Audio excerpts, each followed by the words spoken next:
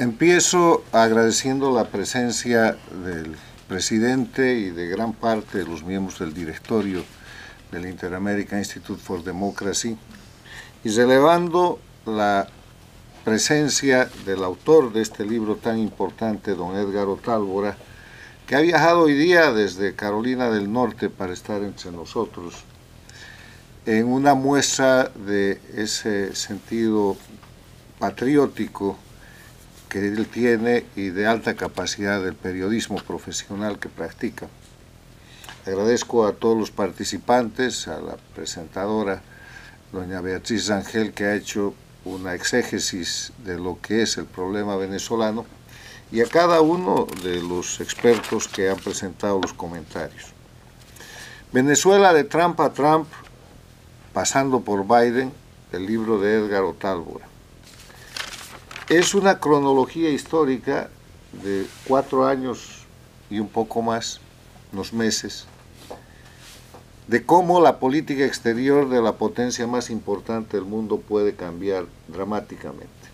Respecto a un tema que es de interés fundamental para Estados Unidos, porque les quiero recordar que la política exterior no es sino la extensión de la política interna para proteger y beneficiar los intereses de un país.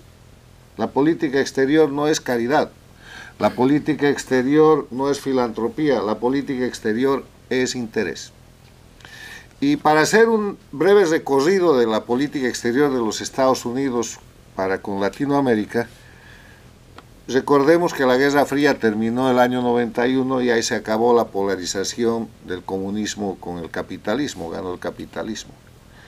Toda la década del 90 fue una década de optimismo democrático y estuvo marcada por la primera cumbre de las Américas, que fue seguida de otras cumbres, que llevaría a la aprobación de la Carta Democrática Interamericana y que marca una política exterior de Estados Unidos, que se acaba con los ataques terroristas del 11 de septiembre del 2001, donde empieza una política exterior más bien difusa y errática, donde Estados Unidos abandona Latinoamérica y sus compromisos, que estaban marcados por la primera cumbre de las Américas, que no eran otra cosa que el desarrollo sostenible, el libre mercado, el respeto a los derechos humanos, la lucha contra el narcotráfico, la búsqueda de mercado común en toda la región y otros aspectos. El último plan serio de lucha contra el narcotráfico en sociedad con Estados Unidos es el Plan Colombia. Pero agotado el Plan Colombia, no hay más posibilidad de luchar contra el crimen en este espacio que conocemos como las Américas, porque Estados Unidos se había retirado.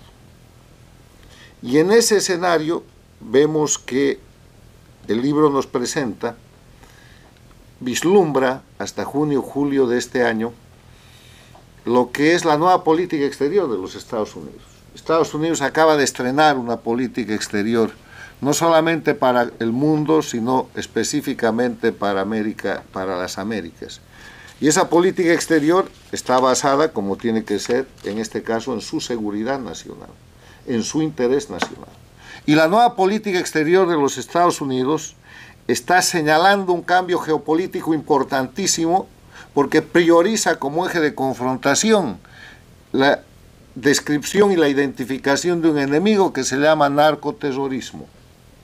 Narcoterrorismo que se ha apropiado de poder político en la región, que controla gobiernos, que controla países, que controla territorios, y que al controlar esos gobiernos se beneficia de privilegios, inmunidades y posiciones que corresponden a las esferas del poder político y democrático.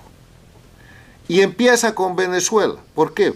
Porque Venezuela es la principal plataforma de esa expresión narcoterrorista a través del cartel de los soles, debidamente identificado y documentado, que está liderado por la gente que detenta el poder en Venezuela. Nicolás Maduro, 50 millones de dólares por su captura, Diosdado Cabello, 25 millones, Padrino López, otros 25 millones, que son la punta del iceberg de un sistema transnacional que está más allá de Venezuela. Y hay ahora algo que forma parte, sin duda, de la nueva política exterior de los Estados Unidos, pero que en este momento no se dice, o se dice poco, pero que nosotros tenemos que presentar. La identificación del enemigo a través del narcoterrorismo comprende todo un sistema que en el siglo XXI representó la expansión de la dictadura de Cuba. El primer narcoestado de las Américas, cuando Fidel Castro hizo acuerdo con el narcotraficante colombiano Escobar Gaviria y el narcotraficante boliviano Suárez Gómez, que terminó con el fusilamiento del general Ochoa, del coronel Laguardia, pero que no hizo desaparecer la condición de ese narcoestado. El narcotráfico es demasiado buen negocio para que no se maneje. Les quiero recordar que en el curso de los 10 años pasados, 2 buques que salieron del puerto del Mariel en diferentes fechas fueron interceptados en Panamá, y en uno se descubrió cerca de 5 toneladas de cocaína y en el otro cerca de 20 toneladas de cocaína. ¿Desde cuándo Cuba produce cocaína para tener un depósito que mande esa cantidad de dinero desde el puerto del Mariel? Cuba es el jefe de esta operación. Y lo saben los estrategas americanos, lo saben los políticos latinoamericanos, lo sabe todo el mundo. Y lo que se presenta ahora en Venezuela es el quiebre del punto más importante de ese ejercicio criminal. Lo que estamos viendo en el Caribe, con las fuerzas de Estados Unidos y las fuerzas europeas, lo que estamos viendo en lo que es técnicamente un ultimátum del sistema de las democracias de las Américas al crimen organizado representado por Nicolás Maduro, es el principio de un cambio geopolítico que ha decidido no coexistir con el crimen ni con el terrorismo porque les resulta muy grave. El crimen y el terrorismo se habían expandido al punto de afectar la seguridad interna de Estados Unidos después de destrozar la seguridad interna de todos los países de América Latina, empezando por México y terminando en la Argentina. Y este cambio de política exterior de los Estados Unidos está forzando a los gobiernos democráticos a asumir acciones internas para luchar también contra el narcoterrorismo. Chile ha vuelto a ser altamente eficiente en la lucha contra el cartel, contra el Tren de Aragua. Inclusive están descubriendo los autores intelectuales del asesinato del teniente venezolano que fue matado allá y que llega a la dictadura venezolana. México ha entregado en 2 grupos narcotraficantes que nunca quería entregar y han entendido que la defensa de la soberanía mexicana con la que se llena la boca la señora Sheinbaum consiste en aplicar sus leyes para proteger el Estado de Derecho y para proteger el respeto a la ley y perseguir los criminales en su territorio, porque después de la identificación que ha hecho Estados Unidos de varios carteles mexicanos como grupos narcoterroristas, si no lo hace México, lo hará otro país en protección de su interés. La política exterior de los Estados Unidos está enseñando que si los países de América Latina no reaccionan contra el crimen y controlan la aplicación de la ley, hay alguien que lo puede hacer. Y en eso consiste la demostración que estamos viendo ahora en vía de ultimátum en el territorio del Caribe respecto al grupo criminal que detenta el poder en Venezuela. El valor del libro de Edgar Otálvora es increíble porque nos muestra cronológica y ordenadamente cómo hemos llegado donde estamos. Y como diría otro venezolano notable, el futuro tiene su historia.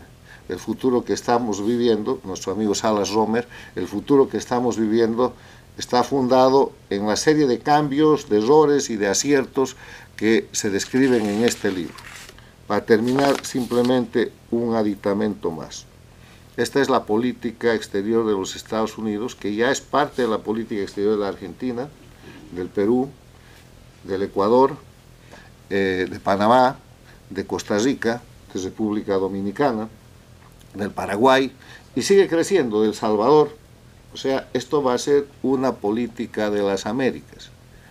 Pero lo que nos gustaría saber es, además del gran liderazgo de María Corina Machado, cuál es la posición o la propuesta que se va a escuchar de Venezuela. Porque los latinoamericanos, no solo los venezolanos, tenemos el gran defecto de que en general no tenemos propuesta. Cuando la tenemos son varias, y ahí hay diferentes canales de vocería que debilitan la posibilidad de una interlocución importante con los Estados Unidos, y finalmente nadie las conoce. y entonces terminamos extendiendo la mano para que la principal democracia del mundo, a la que siempre estamos dispuestos a ofender con el título de imperialismo, nos auxilie, y que después de que nos ha auxiliado empiecen las quejas. Ojalá esto no sea una repetición de esa parte de la historia que está también referida en el libro.